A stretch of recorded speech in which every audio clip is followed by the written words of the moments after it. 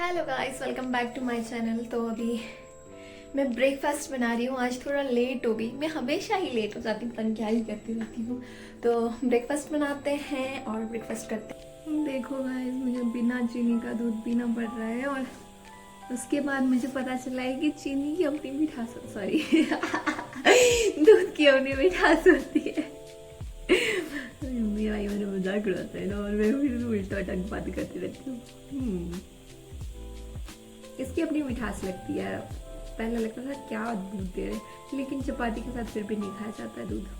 ऐसे पीऊँगी तो फिर ठीक लगता है बिना दूध। एक ही घुट में ऐसे पी लेती हूँ ना सारा घुट। I have so much problem with my pronouncing.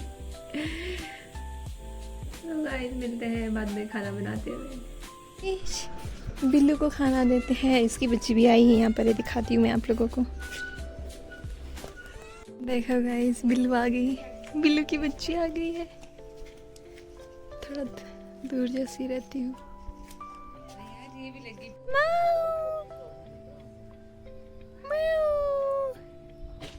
जी देखो, हेलो हेलो। अभी यहाँ पर ऐसे आए, अंकल कूड़ा जला रहे उधर, और हम आंटी यहाँ कपड़े सुखाने आए। देखो कपड़े सुखा दिए आंटी ने, और मैं इधर बिल्लू को खाना देने आई हूँ। उधर दिख रही है आप लोगों को बिल्लू, देखो। हाँ, मौसम ऐसे ही है, धूप भी है और बादल भी है, देखो।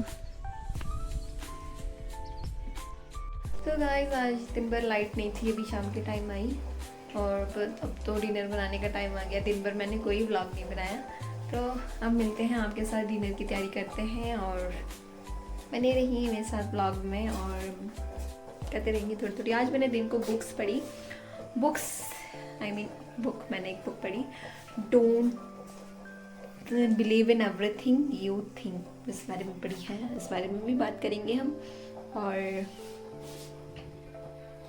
कुछ नहीं, और फिलहाल डिनर बनाते हैं। ऐसे रोज़ इवनिंग टाइम में मेरा फ्रूट टाइम होता है, और उस टाइम पे मैं लेती हूँ अनार। पहले मुझे अनार बहुत महंगा लगता था, मैं हर दिन नहीं खा सकती थी, लेकिन अब बीमार होने की वजह से मुझे रोज़ खाना पड़ता है। मतलब मुझे अच्छा लगता है खाने को। सबसे ज़्यादा पसंद मुझे सेब है। आप लोग बताना आपको क्या पसंद है। मुझे सबसे ज़्यादा पसंद सेब है। उसके लिए मैं मतलब जब मर्ज़ी खा सकती हूँ, चाहे दिन हो, शायद रात को उठ के भी खा सकती हूँ। ऐसा है मेरा सेब के साथ। लेकिन अनार मुझे उतना पसंद नहीं है। अच्छा लगता है, पर ऐसे कि एडिक्टिव जैसा नहीं है, पर सेब मेरे लिए एडिक्टिव जैसा है। तो अभी ये खाते हैं, फिर बनाते हैं डिनर। आज मैंने सोचा है कि बंद गोभी बना लेते हैं। मैंने बंद गोभी और शिमला मिर्च लाया था। मैं सोच रही थी कि कुछ नया ट्राई करेंगे, क्योंकि मुझे बाहर चाउमीन वगैरह खाने को तो नहीं, मुझे बहुत क्रेविंग होती है खाने की। तो फिर मैं सोच रही थी चाउमीन घर में ही बना लूँगी। तो हर बार 2-3 बार हो गया ऐसे मैं सामान लेके आती हूँ, लेकिन बाद में फिर बनता नहीं है, फिर सब्ज़ी बना के वो ख़त्म हो जाता है।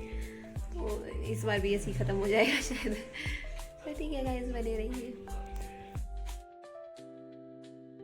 लेना पूरा नहीं, मेरे को भी चाहिए। नहीं, थोड़ा सा निकाल दे। स्ट्रगल। आप लोगों को पता है मेरे पास ट्राइपॉड तो है नहीं, क्योंकि सभी बिगिनर्स के पास नहीं होता, उनको पता नहीं होता कि आगे कंटिन्यू करेंगे कि नहीं करेंगे मेरी तरह। तो फिर मैंने ट्राइपॉड की जगह बनाया है ये गाइस। ये है, इसमें मेरा इंजेक्शन आता है। इम्यूनोथेरेपी लगती है ना मुझे, तो इसमें 2 इंजेक्शन आते हैं। तो ये बहुत बड़ा बॉक्स है, देखो। इसमें छोटा सा ही इतने से इंजेक्शन होते हैं 2, और बाकी इसमें वो होता है, क्या बोलते हैं उसको, आइस होती है। और बस इसके ऊपर मैं रखती हूँ, ये देख रहे हो कितना खिलारा पाया मैंने। ये रखती हूँ, है ना। फिर यहाँ पर जो है टिका देती हूँ अपना फ़ोन। तो गाइस, थोड़े से मटर बचे हुए हैं, तो देखते हैं मटर और आलू बनाते हैं। देख रहे हो कैसे व्लॉग बना रही हूँ, सेंड कर रहे हैं। हाँ, मटर आलू बनाते हैं, और बंद गोभी रहने देते हैं, उसका बनाएंगे हम चाउमीन। अगर बना पाए, अगर नहीं बना पाए तो इट्स ओके यार, सब्जी बना के ख़त्म कर लेंगे और अगली बार फिर से लाएंगे।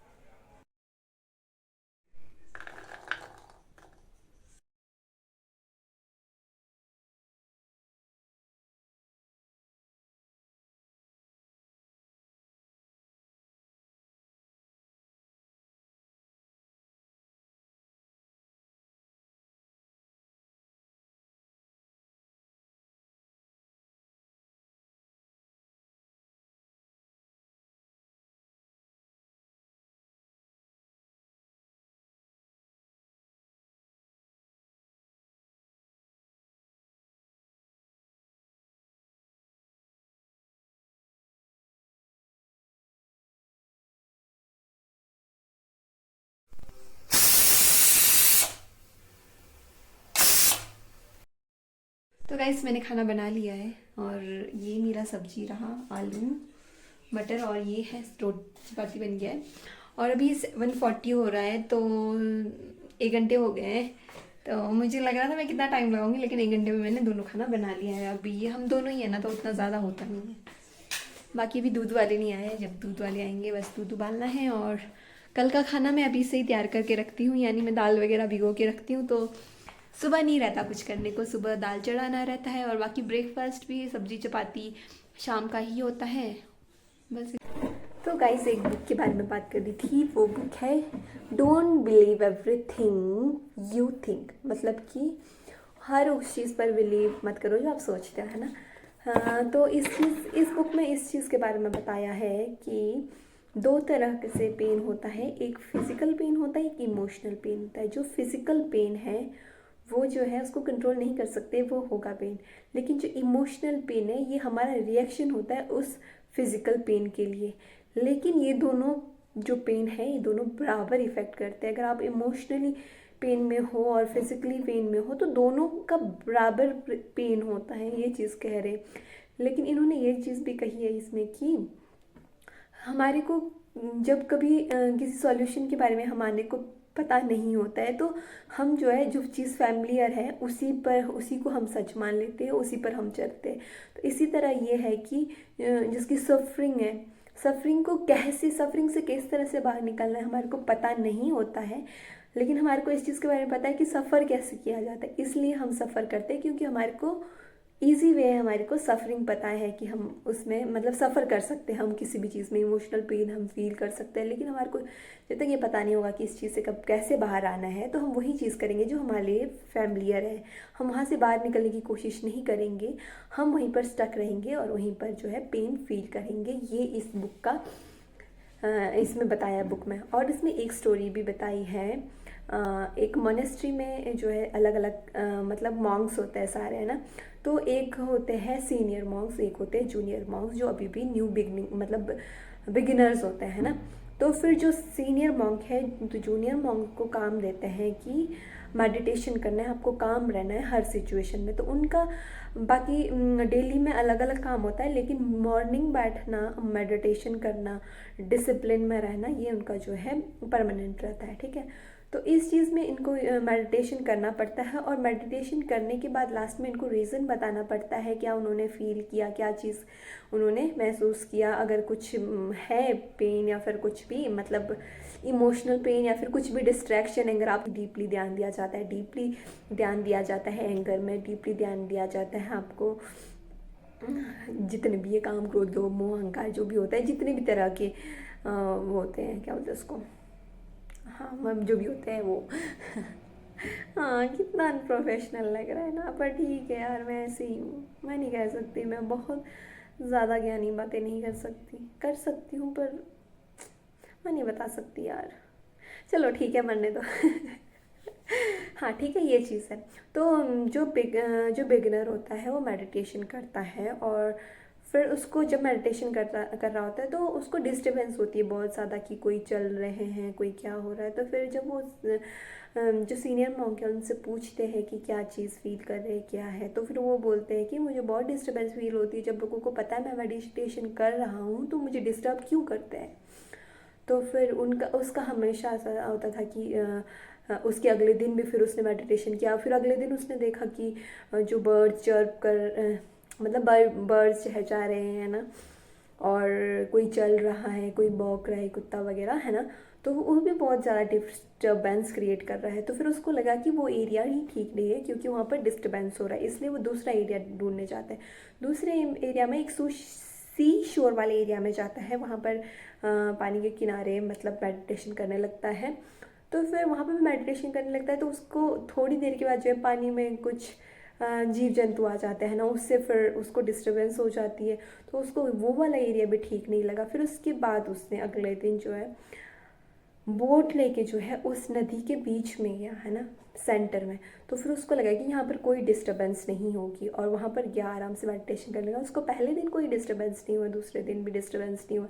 फिर उसके बाद क्या हुआ, तीसरे दिन में एक बोट आ रहा था। तो मैं सोचा कि क्या आवाज़ आ रही है देखो, और वो बोट जो है उस मॉन्क के मॉन्क के बोर्ड के साथ टकरा गया और फिर उसने बहुत गुस्सा किया, बहुत गुस्सा किया, मतलब तुम्हें दिखाई नहीं देता सामने बोर्ड, ऐसा वैसा कह दिया, ठीक है।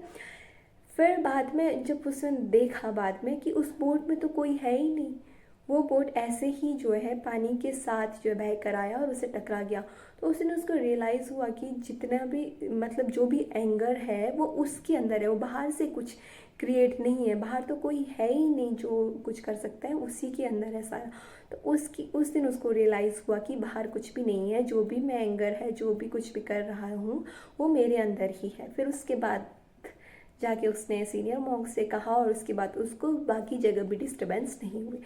तो यही चीज़ है कि आप जो कुछ भी है वो आपके अंदर ही है, बाहर कुछ भी नहीं है। तो इस बुक में मैंने कुछ ही पेज पढ़े, 5-6 पेज पढ़े और फिर इसमें ऐसा लिखा है, मुझे काफ़ी अच्छा लगा। मैं बुक मैंने काफ़ी पहले ले लिया था, फिर मैंने पढ़ा नहीं था, पर आई लव दिस बुक। ठीक है गाइज, मैंने खाना बना लिया, थोड़ी देर में खाना खाएंगे और बाकी कल मिलेंगे कल। आज के लिए इतना ही था, और इतना सुनने के लिए और यहाँ तक पहुँचे हैं आप, तो बहुत बहुत थैंक यू यार।